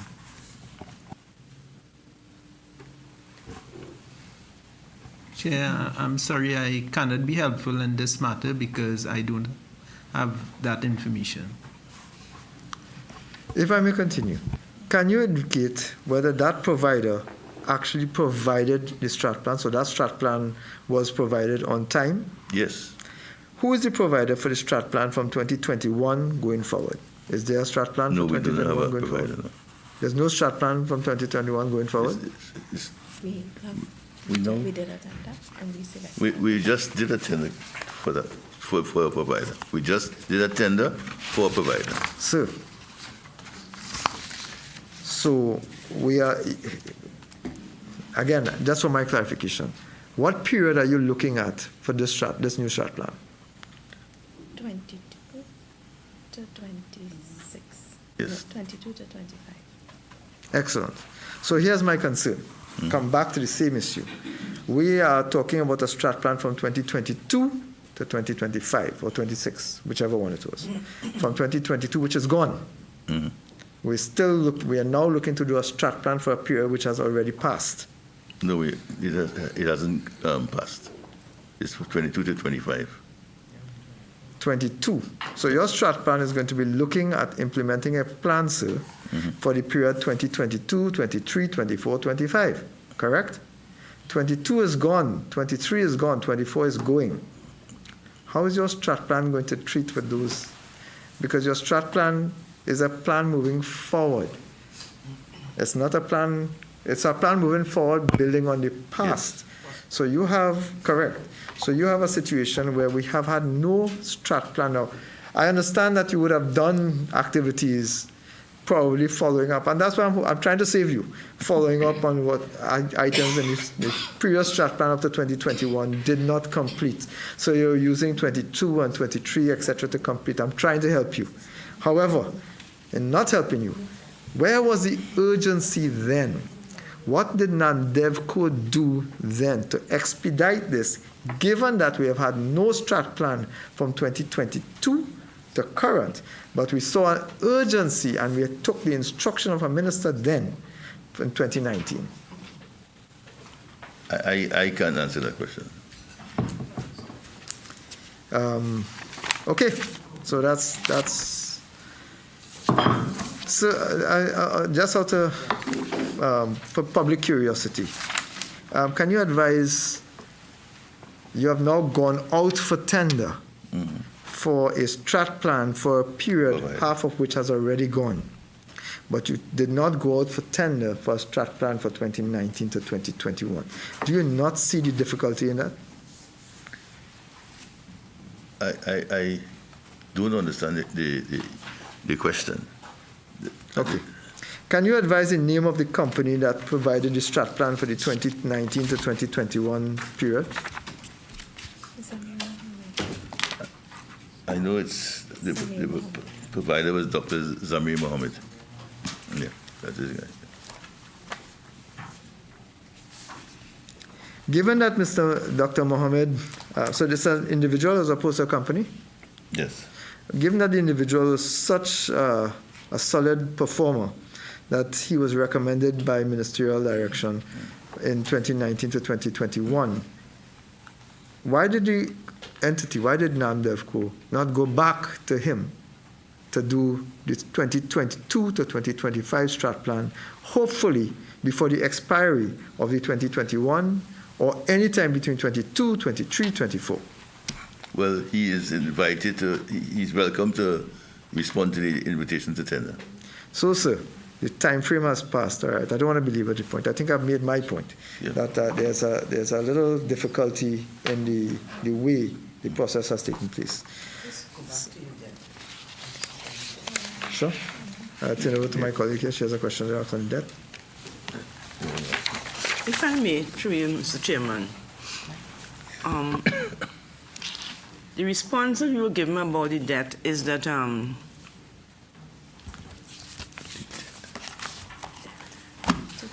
it was going to be why it was not being pursued. It would have been too costly, yes? So what would have happened is that the amount of money you would have paid to recover was more, perhaps, than what you have recovered.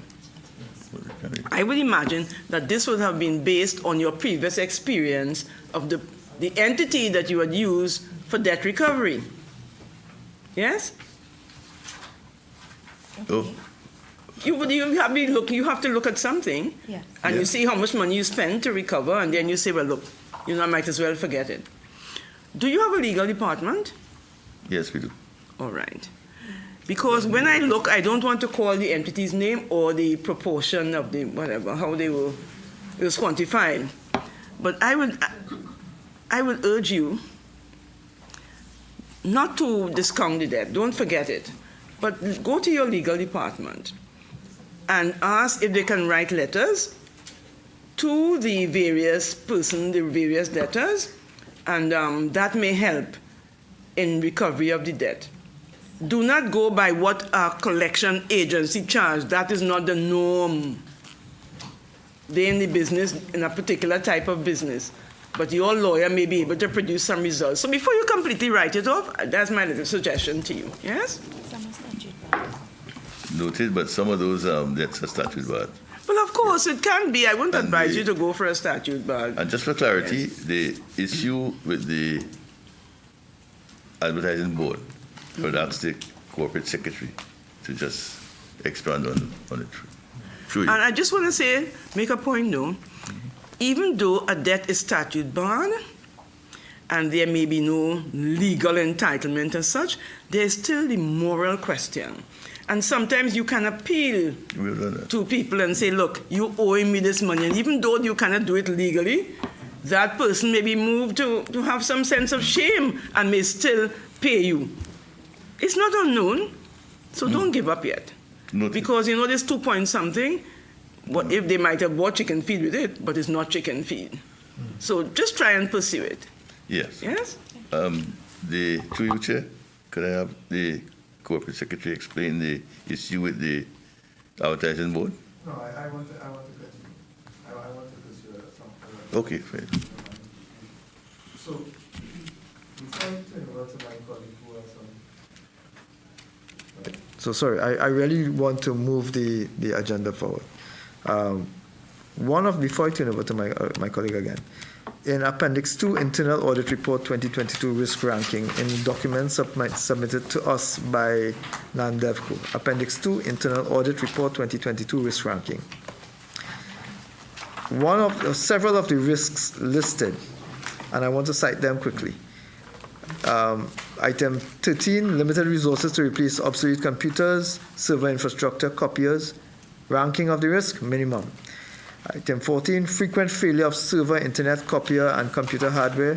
Ranking of the risk, medium.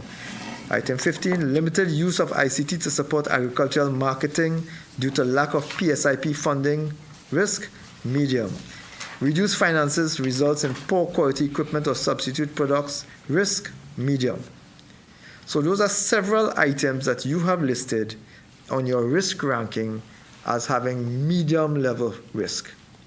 Some of those are significant in what they are. The replacement of old and obsolete computer equipment and ICT equipment, that is an issue of concern in our world going forward into the 21st, well, we're in the 21st century right now, and we're going towards digitization and computerization of all aspects of our operations. But at the end of the table, and this is where my concern is, at the end of the table, I see an asterisk. No priority will be placed on medium and low risk. That has me a little bit concerned because the specific items listed, the limited resources to replace obsolete, the replacement of obsolete equipment, etc., should not be an item where well, let me ask it differently. Should that not be an item where there's some level of priority and importance placed? Because if you say no priority is placed on medium or low risk, that literally saying that I'm not paying attention to it, I'm not going to pay attention to it, but computerization and ICT use is a major concern. And I want to tie that into the question before when we were talking about the app, and the app being free, and there were issues with the app, etc. And part of the concern raised was, in fact, access to funding. So if we have, on the one hand, access to funding, I know what you said before, that you were able to make do, etc., but clearly we have obsolete equipment, etc. We have an app that needs updating, which we have had to shut down basically because we don't have the funding to so do. It does not seem that all is well. But explain, just for clarification, what did you mean by no priority will be placed on medium risk in relation to the ICT issues? Chair, for a little background, this risk assessment was done by the then auditor manager at the department. So this was her report in terms of assessing the risks at the corporation in an attempt to advise the board, because that position reports directly to the board on the areas of risks that will be focused on in the audit plan for 2022. And hence, it is understood that that statement was made that the priority of assessing the risks in these areas will not be given priority for that audit plan, but in a subsequent audit plan. So in that auditor's wisdom, that is why she would have made that statement. So, revenue collection and valencia farmers retail felicity, critical risk. failure to attract and retain high-quality staff, lack of training, high staff absenteeism, lack of confidentiality, staff shortages, critical risk. So am I to assume that those are critical risks, and there are a few others, but those are critical risks, and therefore Namdevco as an entity is going to place, because it's critical risk, substantial effort in resolving those issues, correct? Yes. By the same token, obsolete equipment, ICT equipment, etc., identified as medium risk. And the notification said that medium risk items are not going to be focused on. Might be one of the reasons why we have an app that is giving problems, etc. And elsewhere in your SWOT analysis, you indicated as well in your SWOT analysis a similar concern, that there were issues with specific regards to equipment, a lack of sufficient equipment, etc., to conduct business. So I'm still not clear as to whether or not Namdevco is actually focused. Now, this is 2022, so maybe 23 and going forward may have a difference. But I'm still not actually clear that Namdevco is now not going to be focused on replacing and obsolete equipment, engaging in a higher level of computerization, etc., especially now since the Ministry of Finance has promised you substantially more money. Chair, we do have evidence that we have upgraded our equipment. Perhaps at this time there were challenges at the corporation, and hence it was written into the report, because this was based on a real-time audit that was done by the manager at that time. But we have since, as indicated, we are collecting real-time data. We have developed more apps. We have developed more systems that are ICT-based at the corporation through grant funding with other agencies that we have employed. So I would like to beg you to say that these risks are lower at this time because we have new equipment, we have new technologies that we're utilizing at the corporation. As a matter of fact, we've gone paperless in some departments based on the new technologies that we are utilizing. For example, collection of price and volume data and field data on a farm certification program. All right, I will rest for now on those issues. I turn over to my colleague for some more questions. Thank you very much, Chair. I know time is upon us, and pretty soon we will be wrapping up. Let me just ask from the CEO one question, and also I want to ask you a question, and then I would move over. Where do you see Namdevco and its associations in the near future, within the next year or so? I want you to give us that. Within the next year, we will be the custodian of the TT-GAP certification program. We have engaged a consultant to help us on the final leg of the implementation of the certification program. Phase 1 of the certification program implementation scheme is completed. We have 2 more phases to complete. We expect within the next year we will have that completed, and part of that is to actually have approximately 100 farms TT-GAP certified for market entry into various markets and recognized by various markets. So that's one. Our ICT technologies will continue to grow. We will continue to provide more and more technology-based marketing solutions. As a matter of fact, we are the recipients of a UNCDF grant, where we are working with a solution provider to provide an e-commerce platform. That project is also expected to be completed within a year. So we're going to take commercialization of the marketing platforms on an e-platform.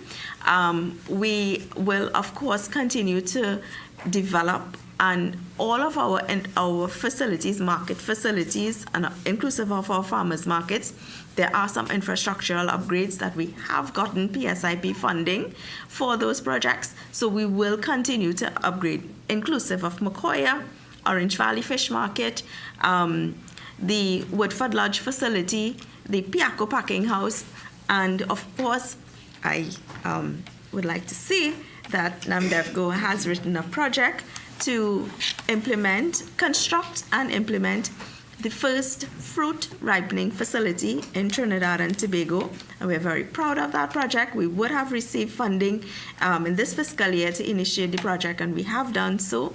And so we are also constructing a wholesale market for certified farmers only. What does that mean for the industry? It means you can go to that market to purchase wholesale volumes of certifiable produce that are suitable and bound for export markets as well, whether it's regional or international. So we are in the process of constructing that. So those are some of the big ticket items that we will achieve within 1 year. ICT, physical infrastructure, and our certification programs in relation to guaranteeing persons that they are in receipt of safe and wholesome foods. Thank you. So, all in all, from what you just said, it seems that Namdevco is heading in the very good and positive direction. Chairman of Namdevco would have indicated just a while ago that the CoopSec, one of his assistants who is here today, his support team, as the mention of the team, was willing to give a response to a question posed. I would like to actually hear the perspective of that response from the CoopSec at this time. So just to provide some clarification, in respect of the legal department, it is just one person, the CoopSec. With respect to the outstanding payables or receivables, I should say, of the 2.6, 1.5 was relating to a digital display board contract, which the service provider who succeeded in that tender did not pay for some time. We did get a judgment, so it's in the process of enforcement at this time. In respect of the 1.1 million outstanding, the problem with it is not that we are not writing. Where we have addresses, we are able to write. However, we do not have addresses for all of them.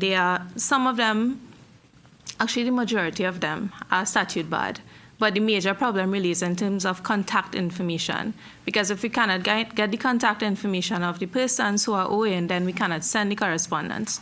So that is the problem we have. We don't have sufficient information concerning those who are owing to take further steps. In respect of the issue of the strat plan, the previous provider for the 2019 strat plan was asked to provide a quote, and then subsequent to that, the procurement regulations would have been, the act would have been proclaimed, and as such, the new system would have required 3 quotes at least. So that system was implemented, it went to the board, it was approved. However, the funding is the problem with issuing the contract to the successful tenderer. So I just wanted to provide that clarification. Okay, thank you for your clarification. But in terms of the persons who are owing, yes. I'm just suggesting that you all may use the option of print media and those that may be brought those owing persons into the public domain and light. Thanks.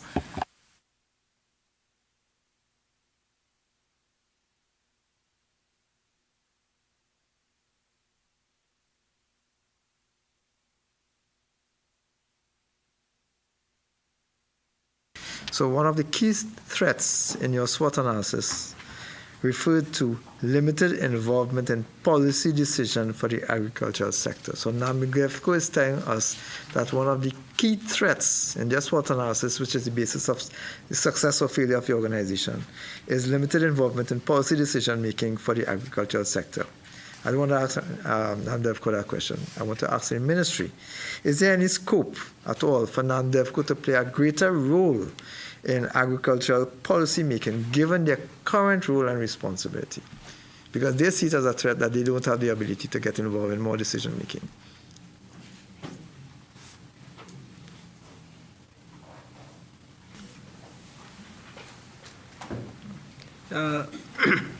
Chair, I think there are opportunities for Namdevco to be involved in policy making. Recently, there is a new person who has been a technical advisor to the Honorable Minister on state boards, and both the CEO and the chairman can liaise with that person, the technical advisor to the Honorable Minister on state boards, and through that mechanism, they can provide policy advice and suggestions that can be taken on board by the minister and the ministry.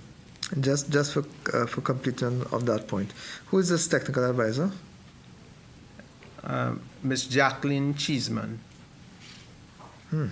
Thank you. The last question that I have comes from online, and I think maybe a bit of a challenge I could probably answer it on your behalf, but I'm obligated because the question was raised online. It shows that our people are listening and have interest in what we are doing, which is commendable. The question for the response of Namdevco: the unavailability of coconut water, is Namdevco aware of the unavailability of coconut water to the local market? What, if so, what is being done to treat with this issue? Namdevco is aware of the unavailability of coconut water on the market. Namdevco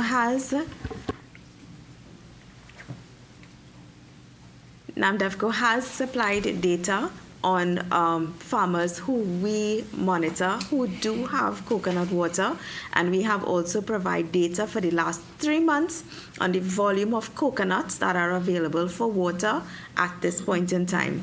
So from a marketing perspective, and based on our mandate and our role, we have the data to support volume of production and volumes that will come onto the market in the next 3 months, with information which we've supplied to one of the directors at the Ministry of Agriculture. That information is accessible to the public, so the public can... It is. And if you need historic data, we just invite you to call our office, and we will provide the historic data analyzed to anyone who is interested in a particular commodity. Thank you very much. Member Monroe? Thank you very much, Chairman.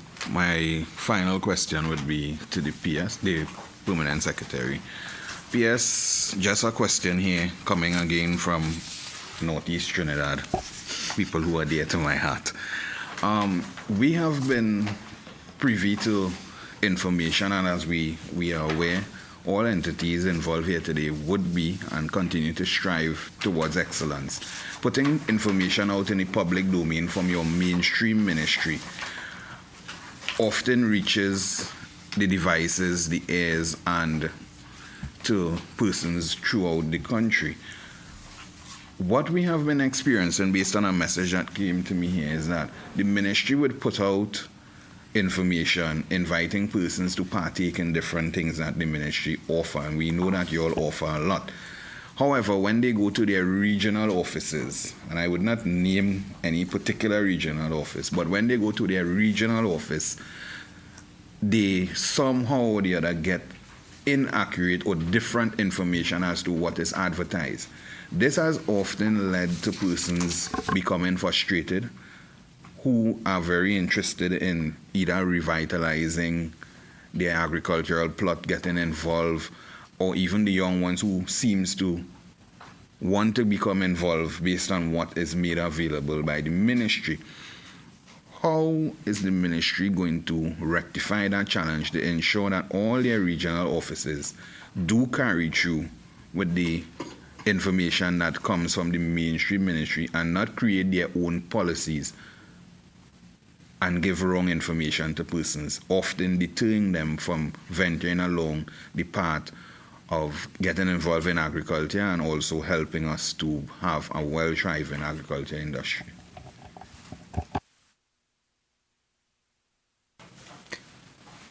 The issue of customer service is one of the priorities that the current Honorable Minister in the ministry has highlighted. And in this regard, we are currently pursuing a training program for our frontline officers in terms of treating with our clients and our customers. And we hope with this additional training and the provision of the information to our officers in the ministry, that there would be improvement in this regard. Thank you. Thank you for that response. All right. Before we wrap, I just want to cite something that we have just been made aware of.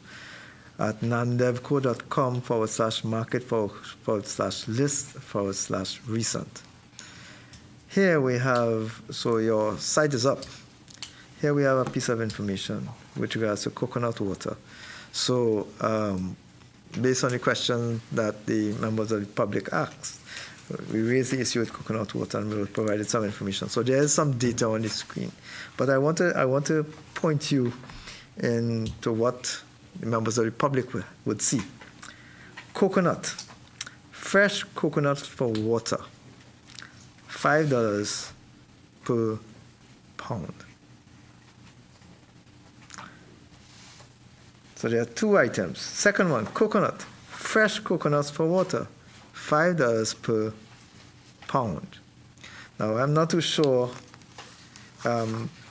It's just the semantics, but you understand the point. There's some little issues there. I know for sure that nobody's buying coconut water by the pound. I'm fairly confident of that, at least not in Trinidad and Tobago, maybe somewhere else. But it highlights some of the deficiencies, and if you could find one, you could probably find others as well that members of the public are going to see on that site. Chair, can you just share that site with us again, please? Namdevco, just now, hold on. namdevco.com/market/list/recent. I will have this screenshot and send to you as well. Appreciate it. Thank you. Yep. It doesn't sound familiar to us, but we will. It doesn't? Well, that's even more interesting. Checking the IT team and the marketing team who posts the data.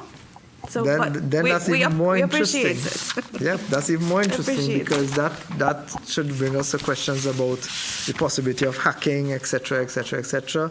But in the interest of time, etc., I know that the standard responses would be to some of those questions that we are working on it. I want to thank you all very much, the team from the Ministry of Agriculture, Lands and Fisheries, the team from Namdevco, and the team from the Auditor General's Department, which we did not give much work today, thankfully. It has been a very enlightening experience, and I want to thank you all for your forthrightness and transparency in the responses that you have provided. I also want to use the opportunity to thank the members of the viewing and listening audience for their comments and the couple questions that came in, and to wish you all safe travels home and continued success in your operations all. Thank you all very much. Thank you to you, Chair, and members of the team. We'll now break from the camera session.